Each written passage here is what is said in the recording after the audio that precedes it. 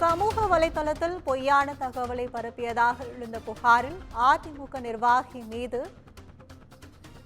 வழக்கு பதியப்பட்டுள்ளது. சென்னை மெரினாவில் மழைநீரால் மின்கசிவு ஏற்பட்டுள்ளது என தவறான தகவலை பதிவு செய்ததை அடுத்து அவரது மேல் நடவடிக்கை எடுக்கப்பட்டுள்ளது. அதிமுக நிர்வாகி சிடிஆர் நிர்மல்குமார் மீது 3 பிரிவுகளின் கீழ் சென்னை மத்திய குற்றப்பிரிவு சைபர் கிரைம் போலீசார் நடவடிக்கை எடுத்துள்ளனர். அதனை அண்மை செய்தியாக பார்த்து வருகிறோம்.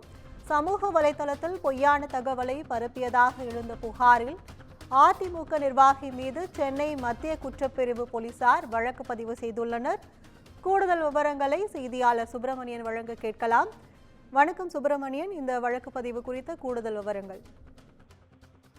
பொய்யான தகவலை சமூக வலைதளத்தில் பதிவு செய்து பரப்பியதாக அதிமுக நிர்வாகி மீது சென்னை மத்திய குற்றப்பிரிவு போலீசார் வழக்கு பதிவு செய்திருக்கிறார்கள்.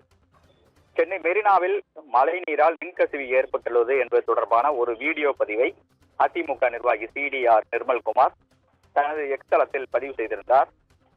இது கடந்த 30ஆம் தேதி அவர் பதிவு செய்திருந்தார்.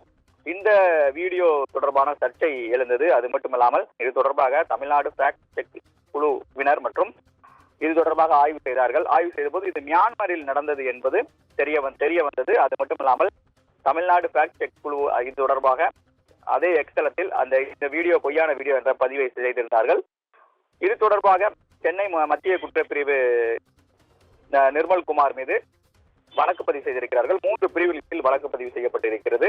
அது மட்டுமல்லாமல் சென்னை உயர்நீதிமன்றம் சிடிஆர் நிர்மல்குமாருக்கும் அமைச்சர் செந்தில் பாலாஜி குறித்தும் அவதூறு பரப்புவது தொடர்பாக ஏற்கனவே தடை விதிக்கப்பட்டிருக்கிறது என்பது குறிப்பிடத்தக்கது. விவரங்களுக்கு நன்றி.